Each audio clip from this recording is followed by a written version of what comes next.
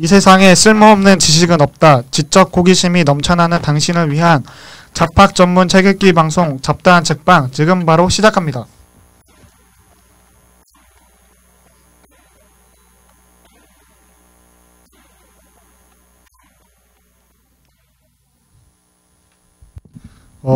저는 시사와 소설을 좋아하는 수다쟁이 유건입니다. 네, 안녕하세요. 저는 경제와 미스테리를 좋아하는 태환입니다. 저는 지리와 역사를 좋아하는 한설이고요. 네, 안녕하십니까. 네, 저는 너 말할 거야?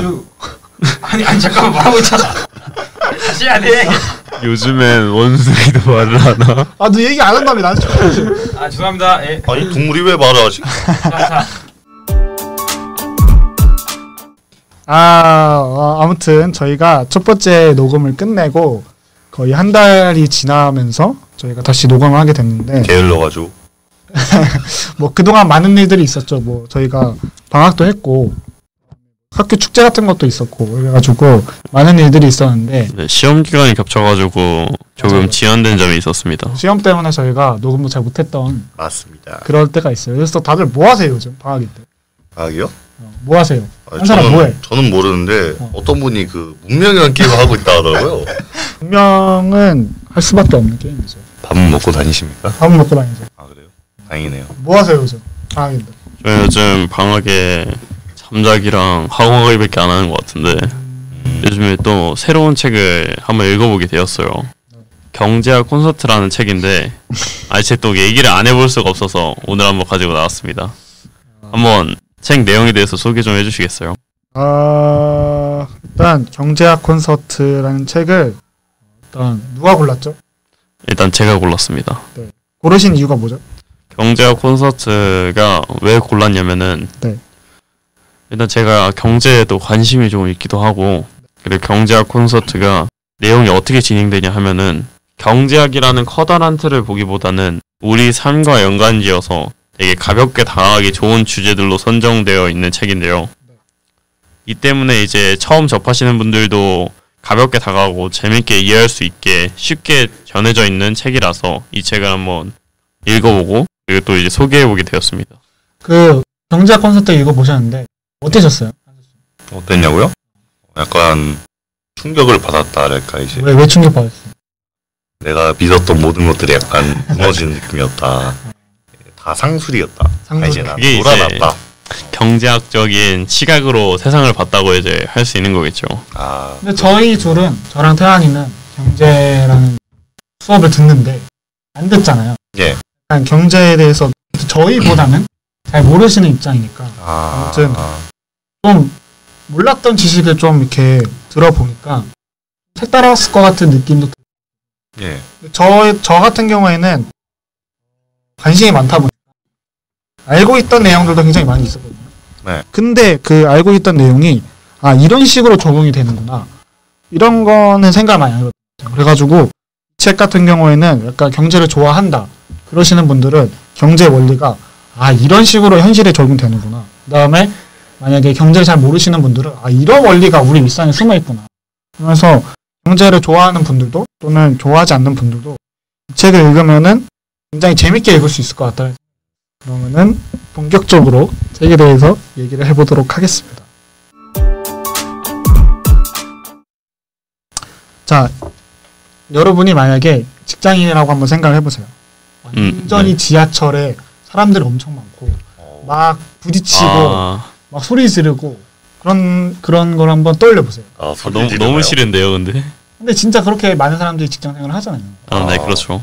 저번에인가 우리 여행 갔을 때 네. 서울에 여행 갔을 때 진짜 그때도 지하철 막 탄다고 맞아요. 몸 막 부딪히고 막 그러면서 막 그랬잖아요 그때 서울 갔을 때. 진짜 저는 제 싸움 거는 줄 알았습니다. 그때. 네? 그때 저한테 싸움 거는 줄 알았습니다. 아무튼 서울 인심. 서울 이게 서울 지하철 1호선이에요. 이게 K 서울. 그 K 서울 하면서 그 밈도 되게 많잖아요. 단수살인마부터 해가지고 밈도 진짜 많잖아요 지하철에 밈. 그래서 그런 엄청난 지옥철, 정말 소란과 복잡함이 가득한 그 지하철에서 그런 것을 벗어날 수 있는 휴식 같은, 즉 오아시스 같은 곳이 있다면 바로 스타벅스 같은 이제 커피숍일 거예요. 그죠? 저는 커피를 싫어해서 별로 안 커피 안 가봤거든요. 좋아하세요? 네. 요즘 같은 더운 철에 지하철에서 이제 사람도 많은데 시원하게 쉬어갈 수 있는 곳이 이제 또 커피만하게 좋은 곳이 없긴 하죠. 평소에 커피를 자주 드시는 편인가요? 아 저는 근데 커피보다는 약간 에이드나 이런 음료를 먹는 편이라서.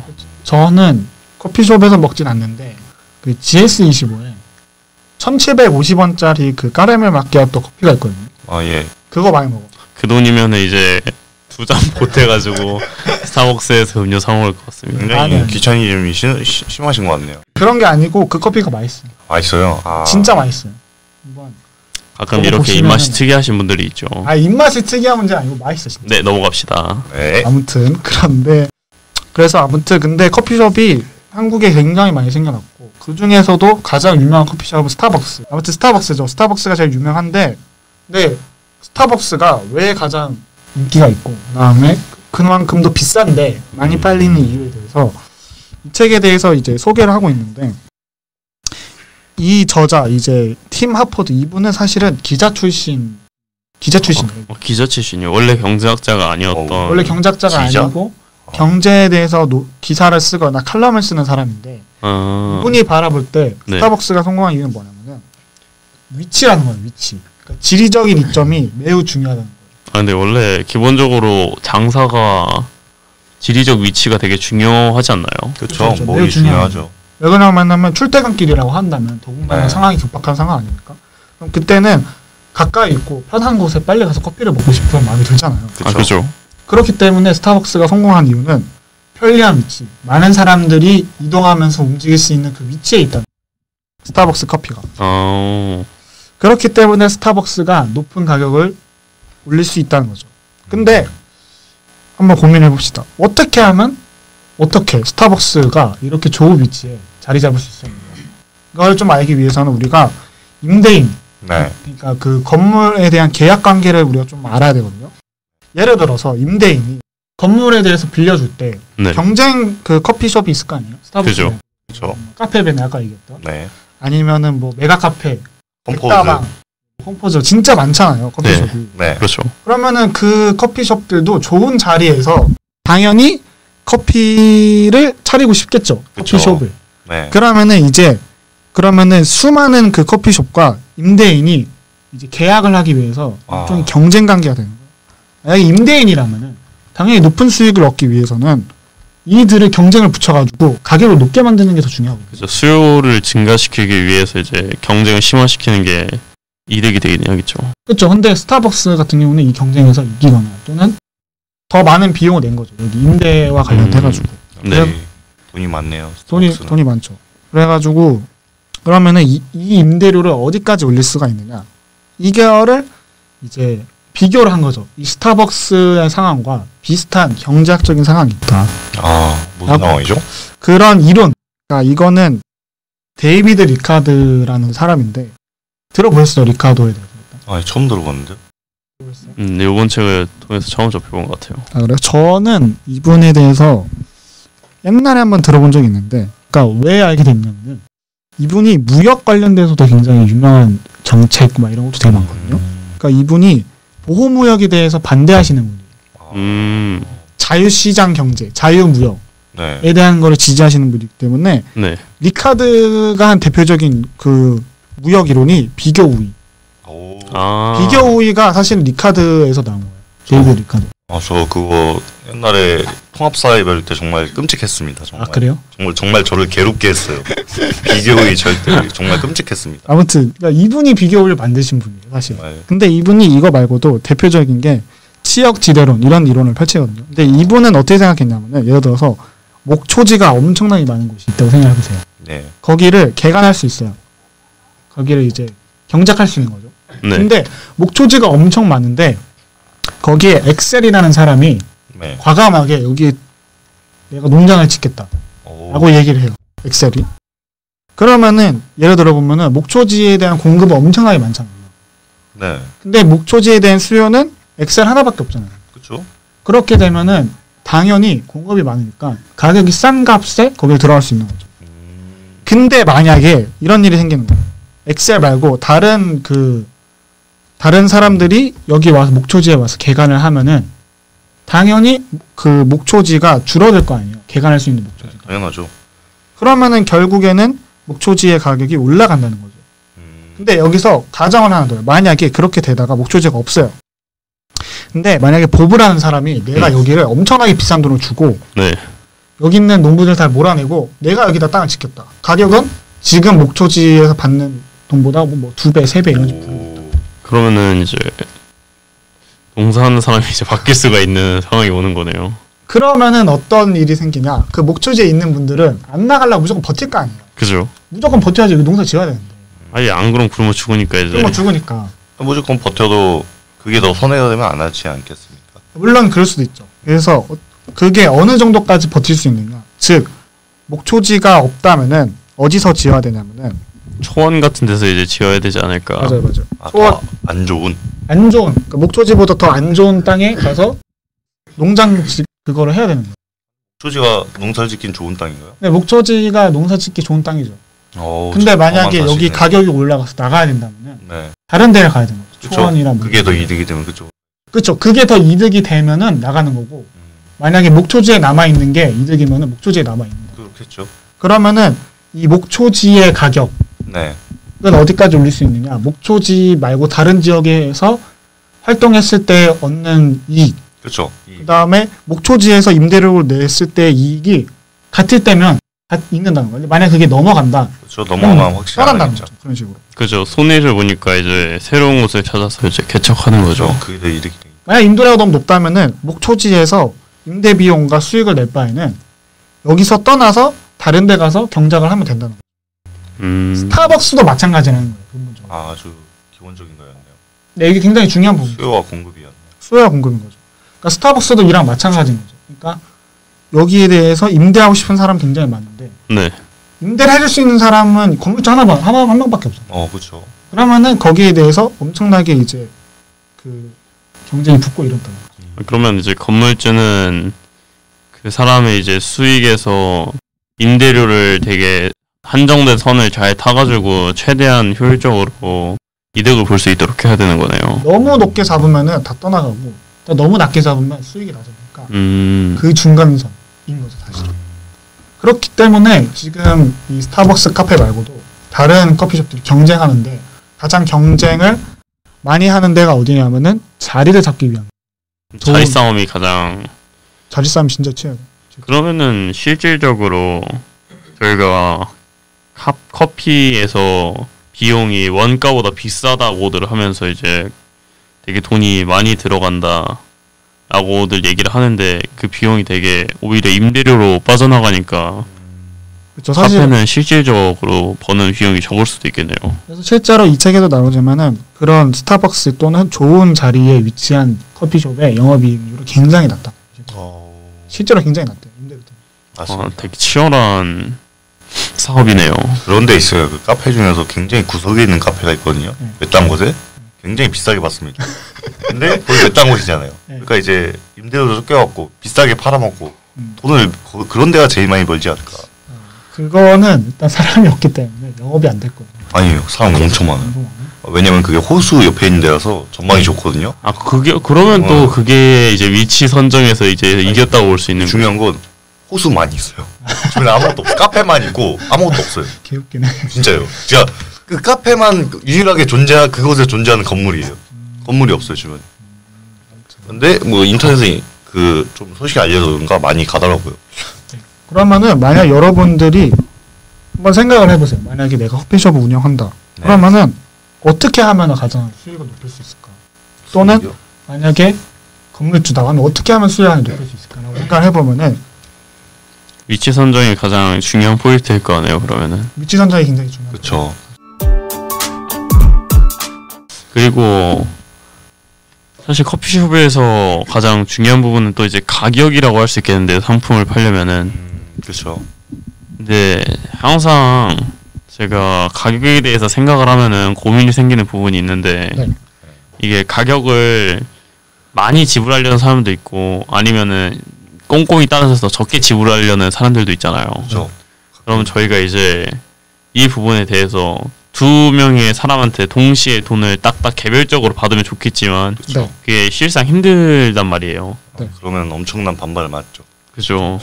그래서 말이 안 되죠. 그 우리 이렇게 경제 배우면은 맨 처음에 배우는 게 수요와 공급이거든요. 네. 그래서 그 수요 법칙이라는 거를 맨 처음에 배워요. 맞아요. 왜냐면은 가격이 올라가면은 수요는 떨어진다.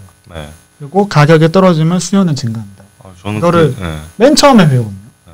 그러니까 예를 들어서 만약에 근데 이제 그거 뒤에 배우는 내용이 탄력성에 대해서 우리가 배워요. 네. 네. 가격이 올라갔을 때 수요가 줄어드는 건 맞는데 어느 정도로 줄어드는 게 그거를 이제 잘 안다면은 아까 얘기했던 것처럼 가격을 다르게 적용시킬 수 있는 거죠. 근데 저는 그 수요 공급이라는 게 맨 처음에 나오는 거잖아요. 경제학 배울 때. 맨 처음에 진짜 되게 맨 처음. 단순하고 네. 되게 쉬운 거니까 다시는 안 나올 줄 알았거든요. 근데 이게 최종 보스였더라고요. 계속 나오더라고요. 계속. 그냥 경제학의 근본이더라고요. 근본. 근본이죠. 맞습니다. 네, 모든 원리를 배울 다가 다 이제 수요 공급에 기초하고 있어서 이제 정말 수요일 공급에 따른 희소성 때문에 이제 모든 가격이 결정되고 그렇죠, 그렇죠. 그로 인해서 이제 경쟁이 발생하는 게 물론 근데 예외 사례도 있어요. 수요 법칙의 예외 사례도 있긴 한데 그거는 나중에 한번 제가 나중에 베블런의 법칙이라고. 베블런 법칙도 있고 아니면 뭐 이제 골동품 등의 이제 그건 이제 공급 법칙의 예외 사례. 네 그런 예외들이 있죠. 예외들이 있긴 해요. 어려운 말이 나오네요. 전 이해가 베블런 책도 한번 나중에 다뤄보면 좋을 것 같아요. 아무튼 네. 그래가지고 그러니까 예를 들면은 탄력성이 매우 여기서는 민감도라는 표현을 쓰긴 하는데 아무튼 네. 네. 가격에 대한 탄력성이 매우 높은 사람들이면은 네. 가격을 올리면 안 돼요. 그죠. 왜냐면은 이제 가격을 올리면 안 사버리니까. 안 사버려. 탄력성이 정확히 뭐죠? 그러니까 가격을 올렸을 때 네. 수요가 변화하는 정도. 그래서 가격을 많이 올렸다.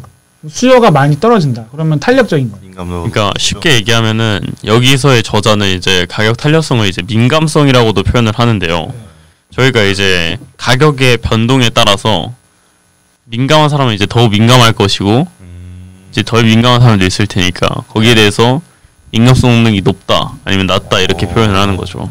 그렇죠. 근데 이제 예를 들어서 탄력성이 높은 사람한테는 가격을 많이 올리면 안 되고 그렇죠. 만약에 탄력성이 그렇게 크게 변화가 없거나 그렇죠. 그렇게 많지 않은 사람들은 가격을 올려요. 그게 어렵죠. 어떻게? 근데 그거가 누가 가격이 어느 정도로 올렸을 때 얼마만큼 수요가 떨어지고 이걸 예측할 수가 없어요. 그러니까 저희가 얼굴만 보고 이 사람은 이제 11,000원 정도에 사겠는데 하고 11,000원 부를 수도 없고 이 사람 짠돌이겠는데 뭐 이럴 수가 없죠. 뭐 이렇게 할 수도 없잖아요. 뭐 부자를 위한 커피, 거지를 위한 커피 이렇게 그렇죠. 할 그렇게 할 수가 없으니까. 없는 거죠. 그래서 그렇게 하면 이제 욕 먹는 거죠. 이제 그렇죠. 또 혼나지. 회사 망하고. 사람들한테 SNS에 올라오지 그러면. 약간 감성 있다고 약간 좀 그렇게 되지 않을까요 오히려? 아무튼 그래서 최고의 전략은 네. 가격을 올렸을 때 수익을 많이 낼 수 있는 사람과 가격을 올렸을 때 수익이 나지 않는 사람을 구별해서 네. 가격을 올렸을 때 돈을 많이 벌 수 있는 사람한테는 높은 커피를 제공하고 만약에 가격을 낮췄을 때는 네.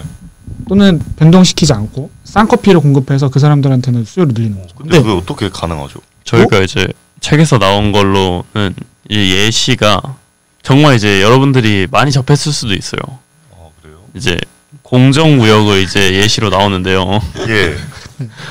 이제 돈을 많이 내려는 사람들은 딱 가격에 그렇게 민감하지가 않잖아요. 네. 이 사람들은 이제 이 가격을 제시하는데 필요한 그 합리적인 이유 하나만 있으면은 합당성 하나만 있으면은 가격을 충분히 지불할 의사가 있는 사람들이기 때문에 공정무역이라는 그 좋은 제시를 함으로써 이제 더 비싼 비용을 받는 거죠. 커피에 스티커를 붙이는 거죠. 그럼 공정무역 그런 것들이 지금 속인 건가요, 저는? 아니요, 근데 이게 속였다고 보기엔 어렵고 사실 이게 어떻게 속였다고 진행되면은 소비자를 속이지 않는다, 소비자한테 공정한 거래라고는 얘기를 안 했어요. 단지 이제 공정한 무역을 하겠다고 이제 얘기가 되어 있는 거죠. 실제로 공급자들에게는 어느 정도의 비용이 조금 더 들어가긴 하는데 그 비용보다 이제 판매 가격을 더욱 붙여가지고 파는 식으로 이제 돈을 더 얻는 거죠. 그러니까 실제로 만든 사람에게 돌아가는데 그것보다 더 비싸게 해서 판다 이거죠? 그렇죠. 그러니까 돌아가긴 정말. 하지만 나도 먹는다. 엄청났네요. 그 커피 그 공정무역 그 스티커 붙인 그 커피숍도 상술이 엄청난데요? 이러한 이 가격 차별화 전략이 여러 가지가 있고 또 여러 가지 사례로 이제 적용이 되는데 그죠. 예를 들어서 그 뭐라 그러죠? 온라인 쇼핑. 쇼핑 네. 네. 할 때 우리 보면은 갑자기 내 뭐 예를 들어 핸드폰을 보고 있는데 네. 그래서 건담에 대해서 뭐 유튜브나 뭐 인터넷 검색을 했어요. 네. 그러면은 뭐 쿠팡이라든지 아니면 다른 아마존이라든지 건담 할인 이런 거 뜨거든요. 네. 뭔지 아시죠? 알고리즘이 무섭습니다. 이래서. 네, 저 쇼핑몰 안 들어가서. 아, 그래요? 안 떠요, 하나. 그러니까 그런 거 뜨는 이유가 뭐냐면은 예를 들어서 그 정보를 캐요. 네. 회사에서 아마존이나 쿠팡 이런 데서 정보를 캐. 네. 개인 정보를 캔 다음에 이 사람의 검색 기록을 쭉 보는 거예요. 검색 기록을 본 다음에 이 사람의 관심 있을 만한 거를 할인을 주는 거예요. 그러면 살 거 아니야. 이런 네. 식으로 된다는 거죠. 이게 저희가 예를 들어서 만약에 비싼 제품이라도 그냥 휙휙 사버리는 그런 소비 습관을 가지고 있다면은 아, 민감도가 낮은 사람? 네. 그 가격 탄력성 혹은 민감도가 낮은 사람들의 이런 그런 검색 기록 아니면은 거래 내역 등을 확인하면서 이제 아마존 같은 이제 그런 회사 측에서는 이제 조금 더 비싼 가격으로 이제 이거 판매를 사기, 시도하는 거죠. 사기 아닙니까, 이거? 실제로 그래가지고 이 그 자기 검색 기록을 한번 리셋 시킨 다음에 이제 그 상품을 검색하면 가격을 조금 더 싸게 살 수 있다는 문제점이 발생했어가지고 이거 참. 이거를 뭐라 그러냐면은 개별 표적화 또는 가격 차별화, 1차 가격 차별화로 얘기를 합니다. 2차 가격 표적. 1차 가격 차별화 2차 가격 차별화. 또는 개별 표적화. 개별 표적화. 또는 이 저자는 개별 표적화라고 얘기하는 거예요. 표적화라는 표현을 썼군요. 그러니까 고객을 개별적으로 평가해가지고 어떤 상품에 흥미가 있고, 그다음에 어떤 제품이 그 가격에 영향을 받는지를 파악한 다음에 거기에 대해서 정보를 주는 거예요. 뭔가 이 저자가 쓴 표현이 조금 더 직관적이네요. 개별 표적화 뭐 그런 네. 거죠. 아무튼 사실 1차 가격 차별화는 현실적으로 이제 온라인이 아닌 오프라인에서는 적용하기가 조금 힘든 부분이 있어요. 왜냐면 그걸 다 이제 대상을 통해서 이제 정리를 하고 한 명에 대한 정보를 이제 입수해서 분석해야 되기 때문에 이 1차 가격 차별화는 현실적으로 실현이 조금 힘든 부분이 없지 않아 있습니다. 방문 판매원이 그렇게 하는 거 아닌가요?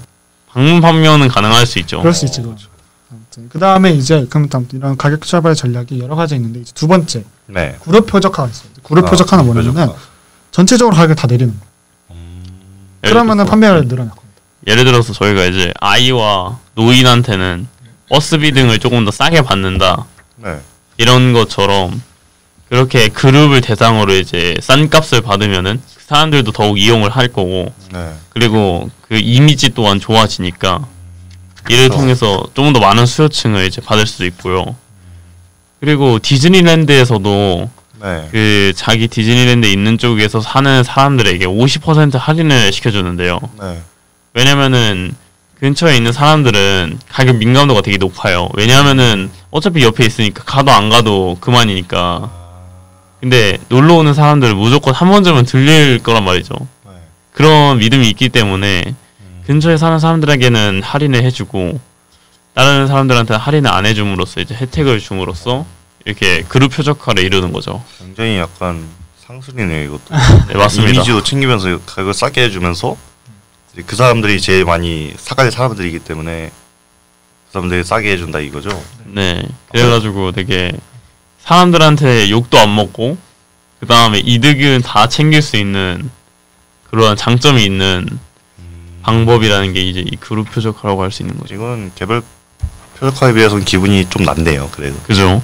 근데 이제 개별 표적화 같은 경우에는 네. 하긴 어려운데 수익성 되게 높고 아, 그죠. 그룹 표적화 같은 경우는 하는 건 쉬운데 수익은 좀 아. 떨어지는.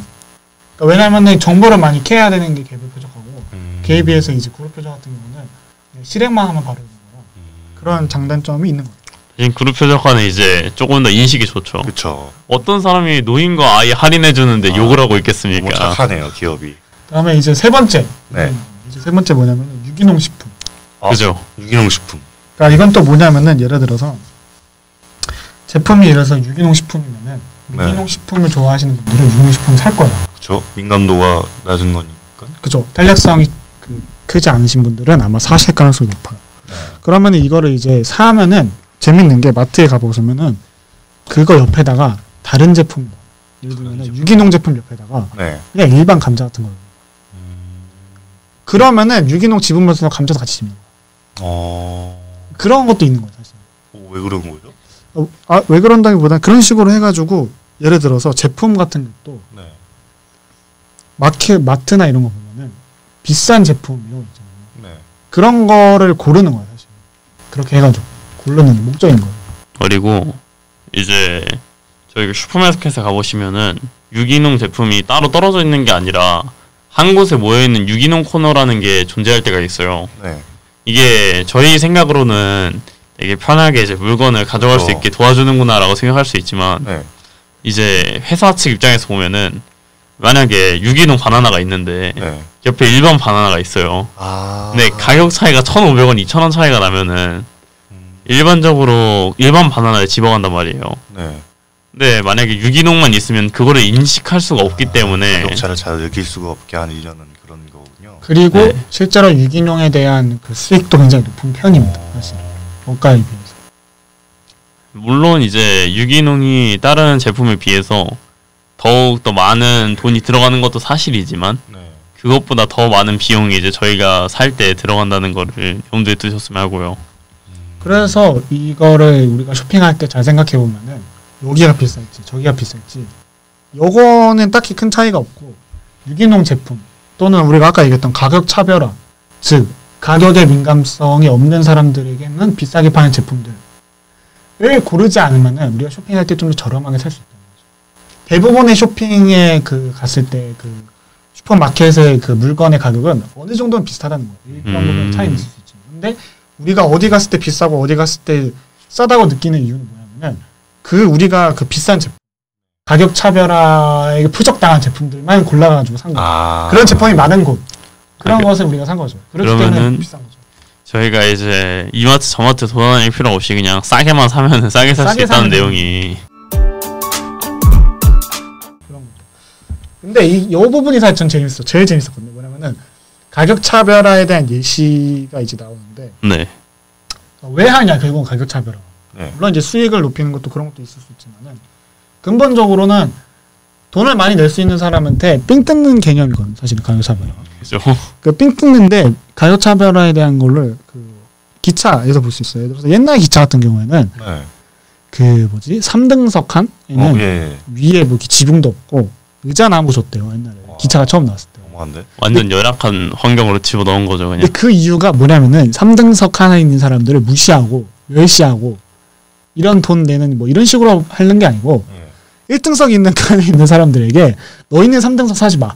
이런 그런 개념이에요. 만약에 공포감을 심어주는 거죠.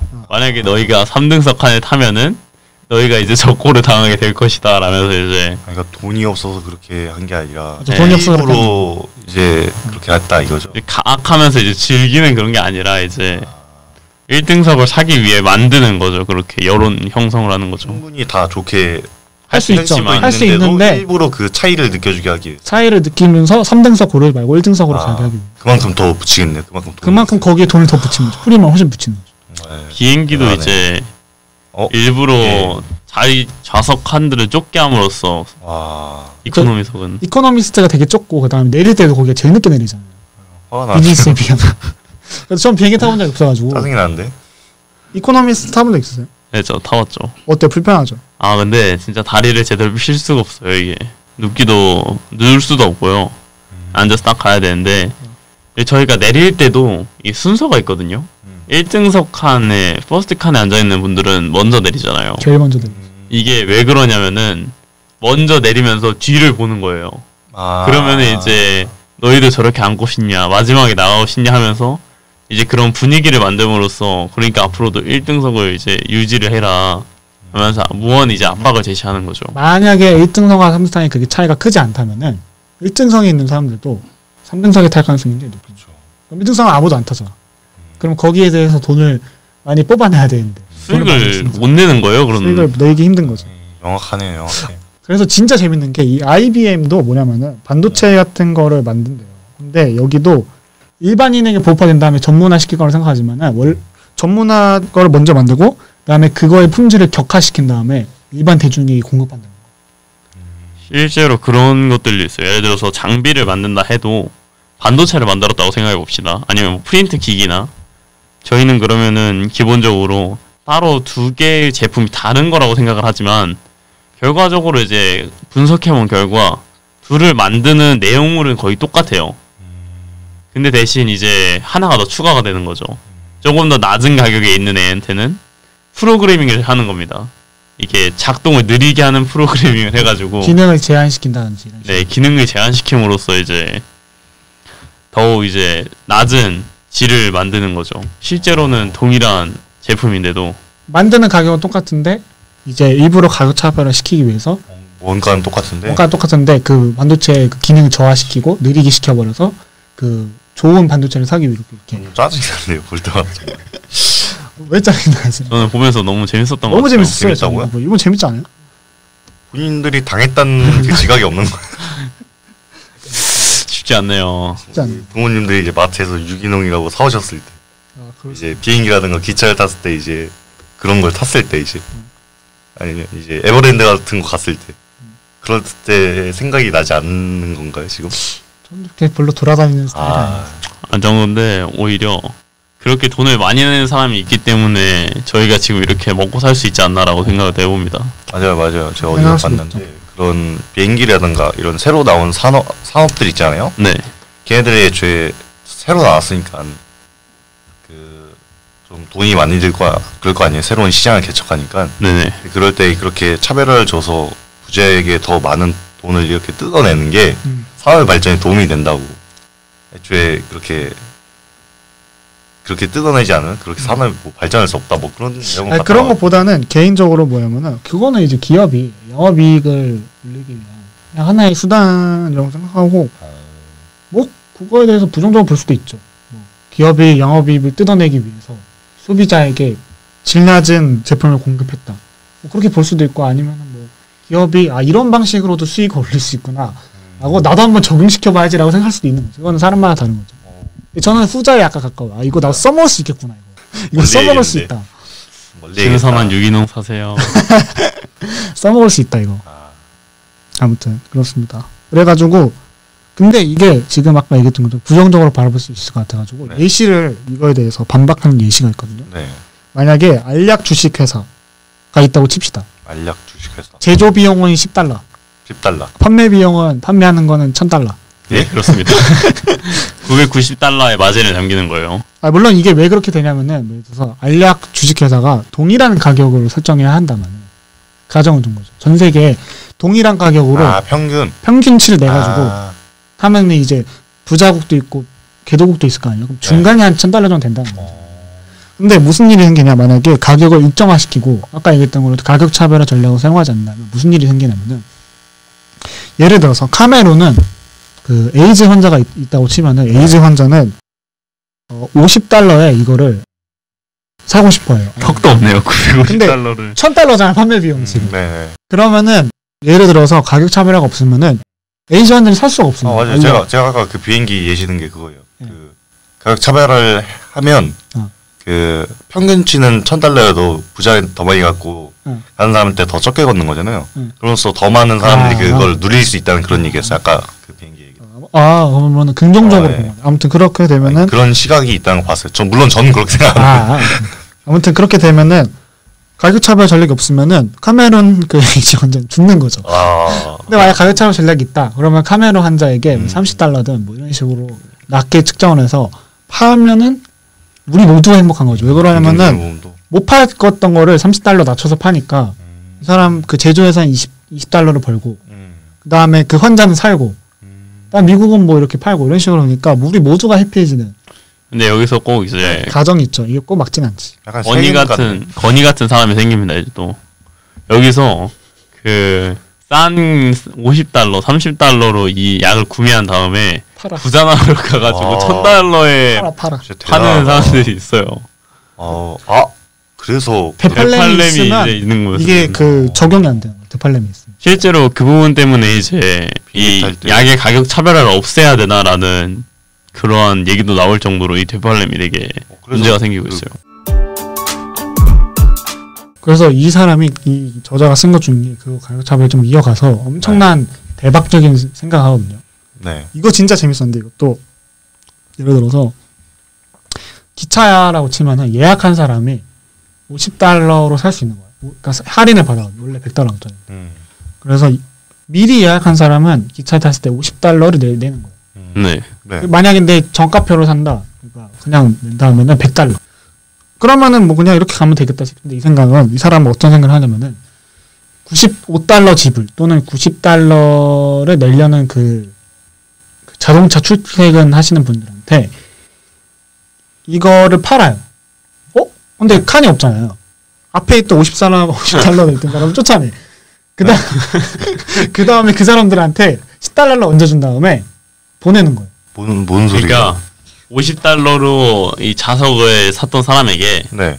조금 더 돈을 얹어서 환불시켜주는 거죠. 그 다음에 $90를 내려는 사람을 들여오는 거예요. 들려. 예약을 했으니까 네. 아직 안 탔으니까. 네. 물론 근데 현실적으로 가능하진 않는데. 네, 그러려면 조금 힘들긴 하죠 현실적으로. 왜냐면 지나가는 그 $90 낼 사람을 어떻게 파악할 것이며 $50인 사람들이 거부할 수도 있잖아요. 아니 나 안 나갈 건데 이런 식으로. 획기적인 방법이 있을 수도 있지 않을까? 마치 부자한테 비싸게 팔고 가난한 사람한테 싸게 팔았던 거. 아무튼 근데 이제 이런 생각도 한다는 거죠. 그래서 이 책에서 그렇게 나오는데요. 기차나 비행기처럼 이렇게 좌석이 정해져 있는 그런 산업은 가격을 차별화하기보다는 이렇게 기차 같은 부분은 이렇게 가격을 일정하게 함으로써 운영하는 게 조금 더 편리한 방법일 수 있고 이렇게 너무 부분적으로 하는 것보다는 그리고 제약회사 등의 예시에서 나왔던 것처럼 식료품이나 이런 부분에서는 오히려 가격 차별화를 하는 게 조금 더 이득이 될 수 있다라는 얘기를 합니다. 가격 차별화기는 거기까지 하고 이제 다른 얘기로 좀 넘어가서 네. 그 혹시 짐 캐리라고 아세요? 영화를? 많이 들어봤는데. 옛날에 그 영화 뭐였지? 초록? 마스크였나? 초록 마스크? 초록. 네. 그거 어릴 때 되게 재밌게 봤던 기억이 있는데. 그래요? 아무튼 전 본 적이 없거든요. 안 봤어요, 그거? 연배가 좀 예? 근데 물론 그 옛날 영화긴 해요. 좀 옛날 영화긴 하는 거. 얼굴이 작은 게 많이 옛날 영화일 텐데 그거. 물론 한 80년대 뭐 이럴 거야. 아무튼 근데 짐 캐리 되게 유명한 배우인데 네. 이 짐 캐리가 출연했던 영화 중에 라이어라는 영화 있거든요. 네. 저는 못 봐가지고 이거는 모르겠는데 이 내용이 뭐냐면은 플래처 리드라는 아들이 있는데 이 아들의 아버지가 거짓말을 하는 거예요. 그래서 생일 날 때 거짓말 하지 말라고 빕니다. 생일 초 부는 날에. 아들이요? 네, 아들이 비어요. 초 할 때. 아버지가 거짓말을 얼마나 많이 했으면 아들이.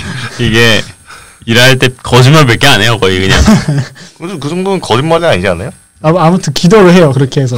그래서 그 다음날 어떻게 되냐면은 진짜 거짓말 없이 진실만 얘기해요. 약간 비슷한 영화 중에 밀터의 상상이 현실이 된다? 그거랑 약간 비슷한 것 같아요. 네. 그 다음에 우리 수상한 뭐였는데 정직한 후보? 그거랑 약간 비슷한 컨셉이에요. 아무튼 그래서 진실만 얘기하면 돼요. 그래가지고 만약에 예를 들어서 커피숍에 갔어요. 네. 그래서 진실한 얘기만 해야 되니까 네. 물어봤어요. 커피가 얼마 정도 낼 그 의사인지. 그러니까 혹시 돈 어디까지 내실 수 있어요? 하면은 저희는 아니 저 $1 이러고 싶지만 이 사람은 이제 그러는 거죠. 이 사람 예를 들어서 이 책에 나온 걸 얘기하자면 난 카페인에 중독되어 있어. $15까지 내겠어. 이렇다는 거예요. 아니 근데 그렇게 물어보나요? 그러니까 진실만 진실만 얘기해야 되니까. 그걸 다 안 거예요? 주변 사람들이? 그러니까 이 세상은 진실만 얘기해야 되는 세상이야. 지금 이 다 세상이. 바뀐 거예요? 다 바뀐 거야. 세상 자체가. 그래가지고 $15까지 내겠어라고 진실을 얘기해요. 카페인 중독되어 있나 봐. 이 주인공. 그래가지고 역으로 질문해요. 네. 그 커피 살려는 사람이. 커피의 원가가 얼마인가요? 그 다음에 컵에 플라스틱 뚜껑을 사는데 비용이 얼마 들었나요? 그 다음에 소를 기르는데 얼마 비용 들었으며 그 다음에 냉장고를 넘기는 전기료는 얼마고 그래서 최종적으로 커피의 원가는 얼마이며 $1? 이 근처에 얼마에 팔 수 있는 데가 있느냐. 그래서 그 진실을 얘기해야 되잖아요. 정호원이 이제 역으로 공격당한 거예요. 공격당한 거지. 뭐라면 92센트. 센트요? 92센트. 달러가 아니라? 우리나라 타지만 900원 얼마. 뭐 그런 거지. 말이 안 돼. 갑자기 $15에서 이제 92센트가 되는 마법을 보는 거죠 지금. 이게 엄청 짠네. 이게 무슨 얘기냐면은 이제 경제학에서 원정 경쟁 시장 또는 자유 시장 뭐 이런 개념이거든요. 그러니까 이 세상은 다 효율적이고 모두가 합리적이고 모두가 타인에 대한 정보를 다 알고 있다. 물론 이게 불가능한 얘기예요. 불가능한 얘기인데 그런 것들을 추구하죠 경제학자들 사실. 그러니까 그런 시장이 있고 그런 것에 대한 내용이라는 거죠. 그럼 사람들이 경제를 잘 알아야겠네요. 그렇죠. 그래서 만약 원정 경제 시장이 된다면 무슨 일이 발생하냐면은 예를 들어서 커피를 살 때도 합리적으로 생각하기 때문에 커피를 사는 이유가 예를 봤을 때 커피를 샀을 때 얻는 이익이 더 크지 않으면 커피라는 구매 자체가 일어나죠. 예를 들어서 효용이라고 하거든요. 그러니까 소비자가 어떤 제품을 구매했을 때 효용이 더 커야지만 이 제품을 사게 되는데. 그죠. 근데 완전 경제 시장은 지금 우리가 살고 있는 거는 효용이 얼마큼 어떻게 되고 그런 걸 잘 모르기 때문에 샀다가 효용이 별로인 경우도 있고 그런 경우도 되게 많잖아요. 기분 좋을 줄 알고 샀는데 알고 보니 꽝이었다. 그죠. 완전 경제 시장으로 그런 상황이 올 수 없어요. 무조건 효율적이고 그다음에 효용이 올 수 있는 제품만 사는 거예요. 완전 경제 시장은 이게 그 만드는 비용이랑 판매 비용이랑 똑같이 들어가요. 완전히 똑같은데 왜냐면 이제 경쟁자도 많고 그 다음에 진입 장벽이 너무 낮기 때문에 네. 많은 사람이 들어오면서 이제 가격을 이제 결정할 수 있는 결정권이 아예 사라집니다. 그래서 무조건 이 판매 가격이 만드는 원가와 똑같아지기 때문에 진실된 그 자체의 가격을 보여줄 수 있고요. 근데 만약에 여기서 가격을 올리잖아요. 판매 비용보다 더 높게 팔잖아.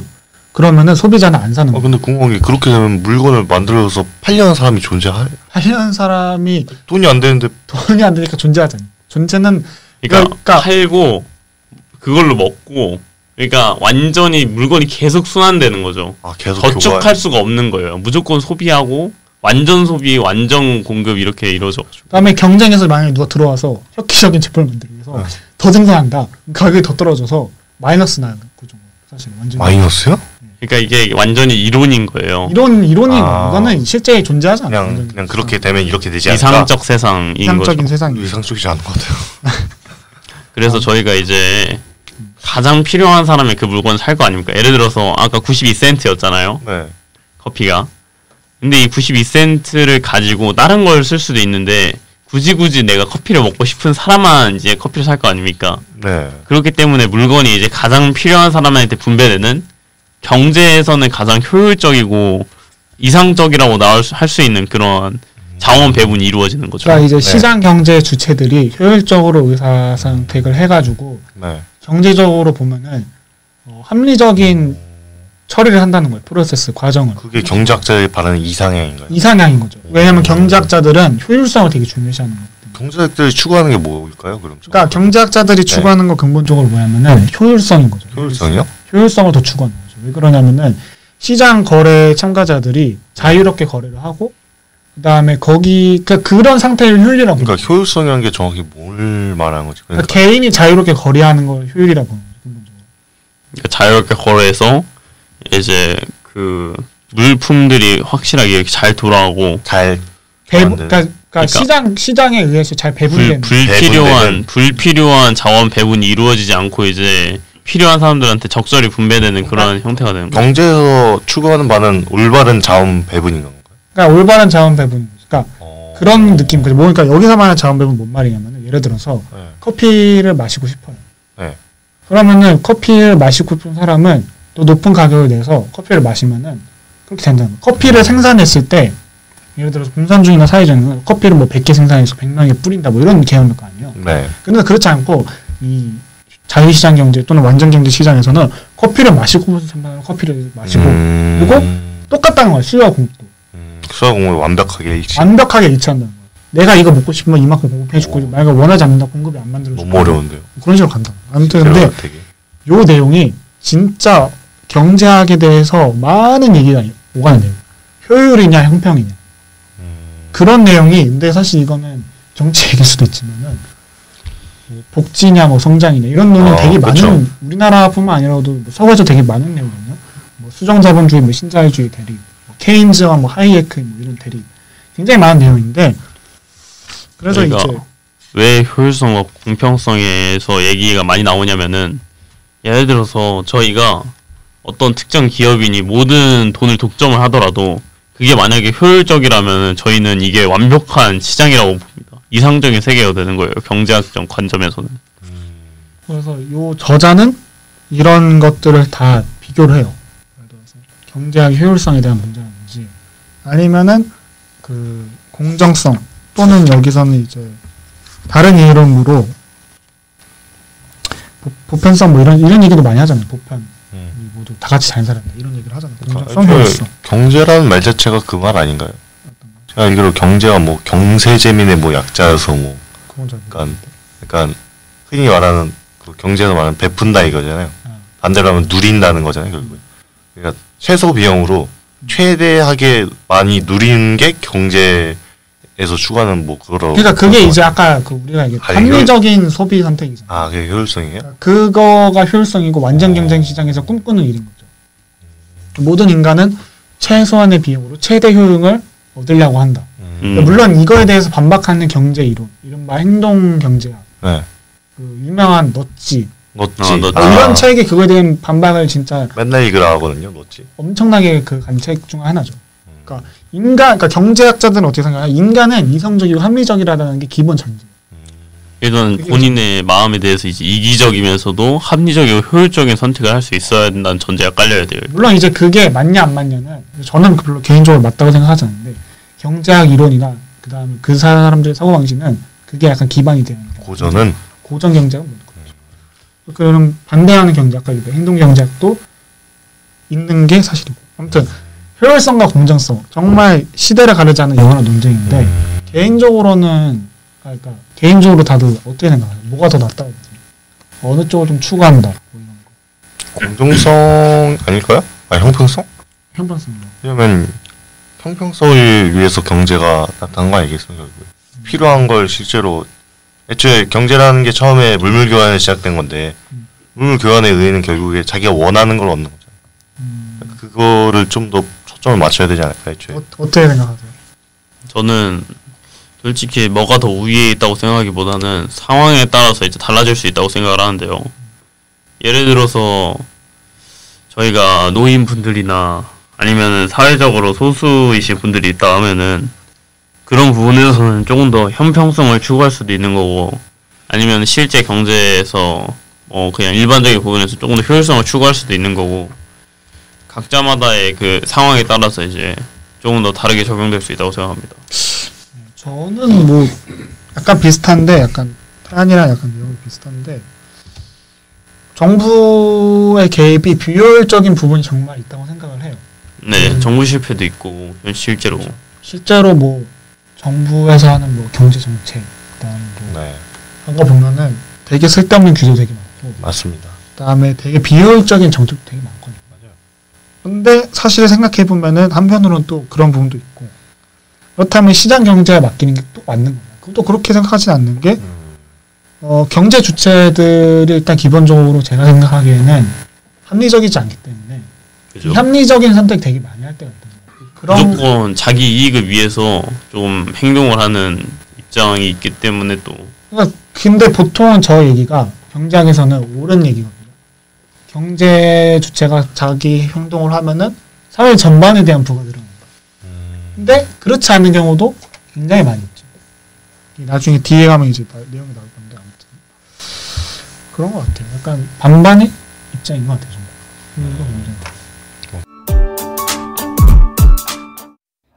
안녕하세요, 유관입니다. 저희가 뒤에 이제 마무리한 부분이 있었는데 녹음된 게 이제 날라가가지고 저 혼자 이제 오프닝 멘트를 하게 되었습니다. 네. 이제 저희 잡다한 책방은 매주 금요일 오후 8시 팟빵, 오디오 클립, 유튜브, 팟캐스트에서 들으실 수 있고요. 비즈니스 및 방송 관련 문의는 이메일과 잡다한 책방 인스타그램 DM으로 보내주시길 바랍니다. 그럼 오늘도 좋은 하루 되세요. 안녕.